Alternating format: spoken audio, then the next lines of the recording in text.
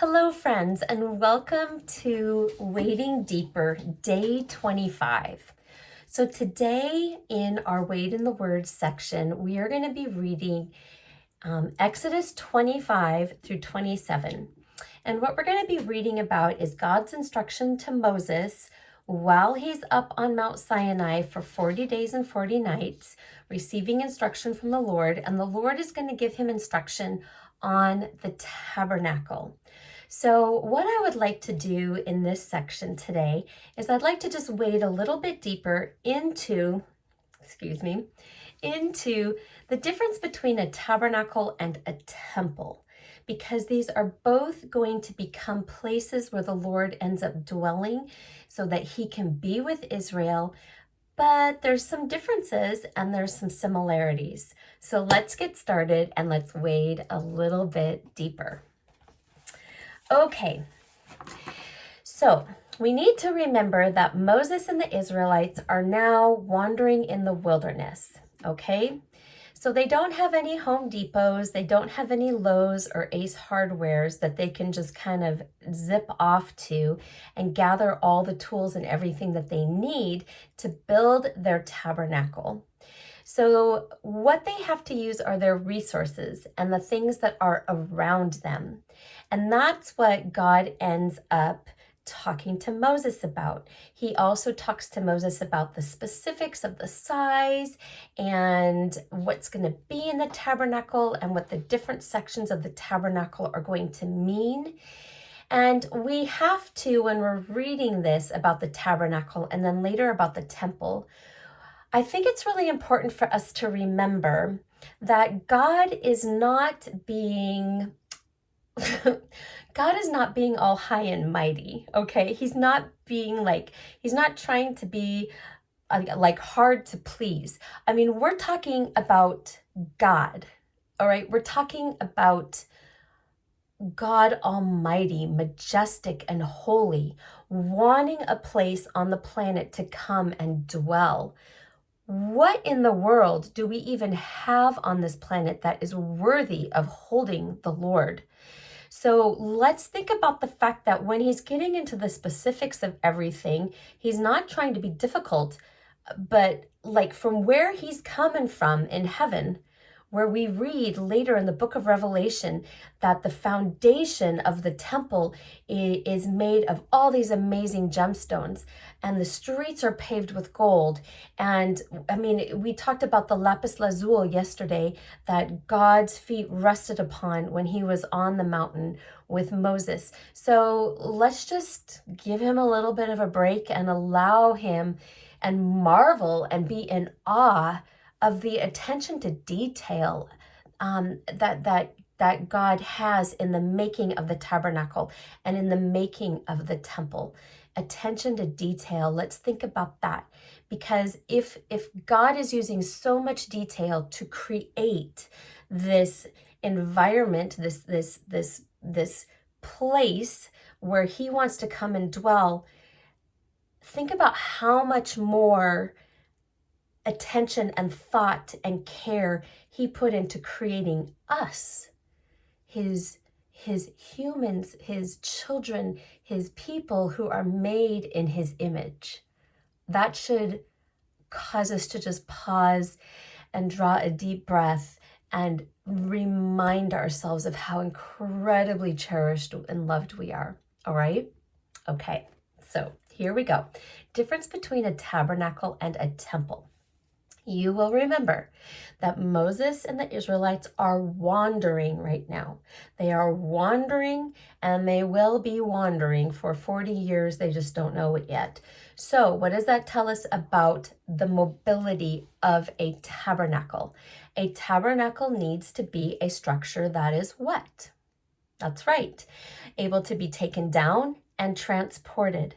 So according to Webster's dictionary, the Webster's definition for a tabernacle is a small movable tent used as a place of worship by the ancient Israelites during the Exodus. It needs to be able to be dismantled and moved. It needs to be portable. It's a sacred tent shrine where the presence of God dwelt. In contrast to that, a temple, which we will come to read and find out that the Israelites ended up having two temples. One temple was built by King Solomon, and the other temple was built by, it's coming, I want to get this right. Come on, eyes, find what you need to find. The other temple, okay,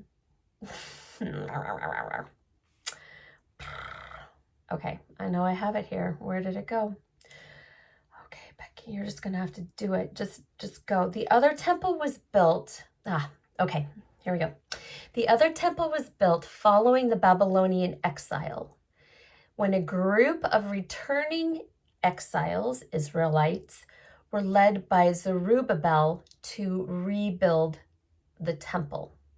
And that's a story where the people in that group who were elderly people, they remembered Solomon's temple and they remembered its grandeur and its splendor, and they sat by the river and they cried because they knew once what it was.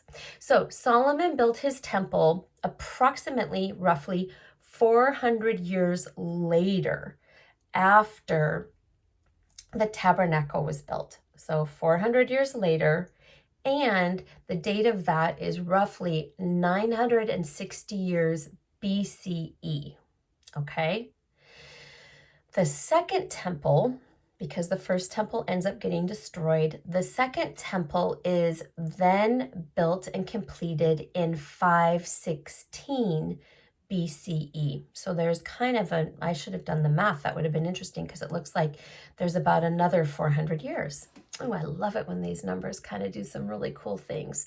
So 400 years to Solomon's temple and approximately a little bit more than, but 400 years to the second temple.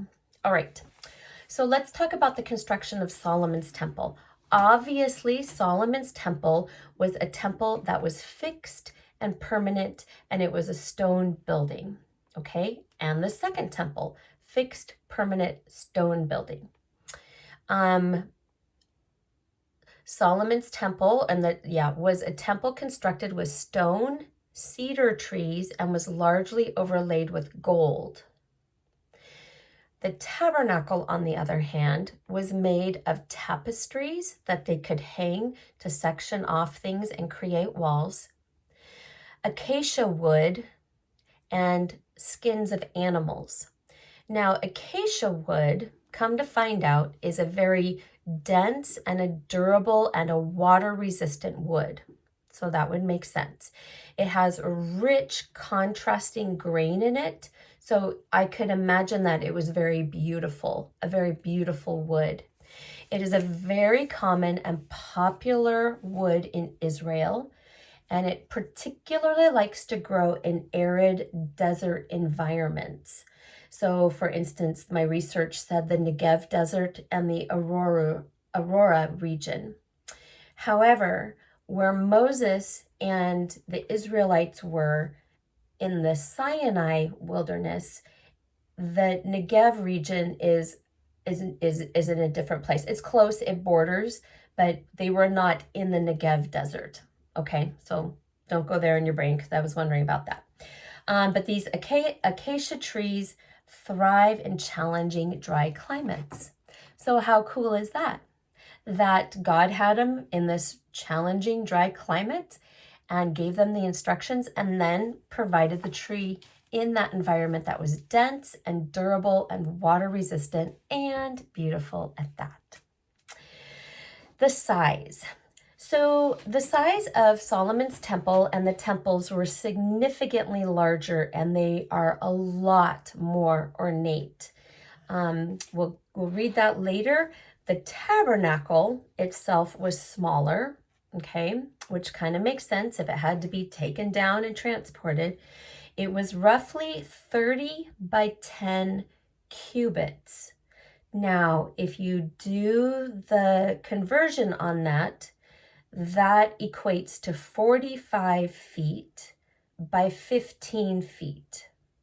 All right, 45 feet by 15 feet. So if you Google what is approximately 15 feet high, tall, a lot of things come up and a lot of trees that I had no clue what they even looked like. But you can imagine the tree laying down. They also said very tall ceilings, like if you're in a very large kind of palatial house and the ceilings are tall, very tall ceilings. But if you want to do some more research on that, you sure can. I'm sure you could even find an image of what the tabernacle looked like. The purpose. Both of these two dwelling places serve as locations for the Ark of the Covenant and the dwelling place of God. And I think this is really cool, but the tabernacle was for a wandering nation, whereas the temple was for a settled nation. All right, let me say that again. Both of them were the location of the Ark of the Covenant, which we will learn about, and the dwelling place of God. But the tabernacle was for a wandering nation, and the temple was for a settled nation. Okay, let me see. All right, I think that's about it. So I hope that gives you a little bit more clarity when we talk about a tabernacle versus a temple. Tabernacle, mobile, transportable, made of tapestries, acacia wood, animal skin, 45 feet by 15 feet, and it was for a wandering nation. The temple, on the other hand, was a beautiful building that was permanent. It did not move, built of stone and cedar and gold, and was very ornate and was for a settled kingdom. How many tabernacles? That's right, one tabernacle. How many temples does Israel end up having? 2, that's right. And today, the big thing is shall we build a third temple? And that's all kind of part of the latter days. And anyway, that's a story for another day. So God bless you, and thank you for listening, and enjoy today's reading of the tabernacle.